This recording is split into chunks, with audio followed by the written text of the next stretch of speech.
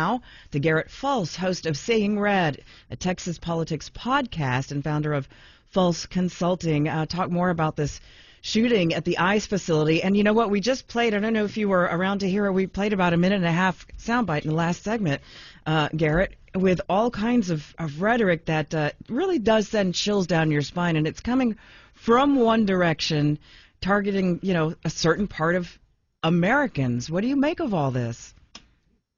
I think it's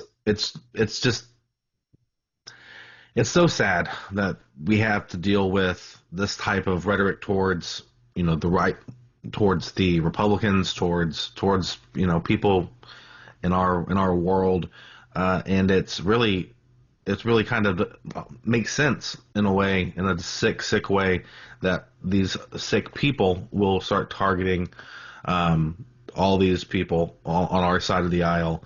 When they have to hear this type of rhetoric coming from their politicians in the left. Right, and I was just talking with Hal in the studio. We're kind of from different generations, but I asked him, I said, you've got some friends who are lefties, and, you guys seem to get along, and I just feel like the younger generations, there's not even any kind of cross-aisle dialogue going on. There's no friendship. I've lost friends because I think I posted about Roe v. Wade being overturned and that being a good thing, and I have not heard from certain people, and that is hurtful, but now it seems like we literally have targets on our backs. I think it's, this tragedy has reminded me of a similar tragedy that happened in Dallas about 10 years ago when there was 5 police officers shot. And, President Bush gave a eulogy at that funeral, and he said that, when we look at our side of the aisle, we judge each other by our best intentions. When we look at the other side, we judge each other by their worst moments.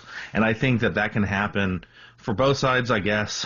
But really, it's this phenomenon of people not wanting to give anybody the benefit of the doubt ever, and nobody really wanting to listen and have any sort of dialogue. And then you still have, Hillary Clinton was on MSNBC yesterday, coming after white Christian men, saying that they were and so again, who is calling for which side to tone down the I'm almost confused now, right? Right. Well, it reminds me of what happened after Gabby Giffords was shot and Sarah Palin getting all the trouble for having political advertisements that had people's, had people in sights. It's when you talk about political rhetoric, I feel like it comes down to people trying to blame the victims in this case. And, we heard from the left for the past 10 years that was never okay. So I think they should probably get a dose of their own medicine in that regard. Well, I'm sure that it leaves you with no shortage of topics. This is Garrett Fulce, host of Seeing Red. Yeah, I'm sure. And what are you hearing from folks when you do talk about this? I'm hearing a lot of raw emotions right now, especially in the wake of Charlie Kirk. Mm-hmm. And now this, it's a lot of raw emotions, a lot of tearful phone calls from family and friends, just talking about how they feel like something's different, something has changed. It feels a lot like what happened after some other national tragedies, where there's kind of an inflection point, a moment, and those moments seem to keep happening. And those moments tend to build momentum in a movement. So I think we're going to start seeing some real political action happening from all this.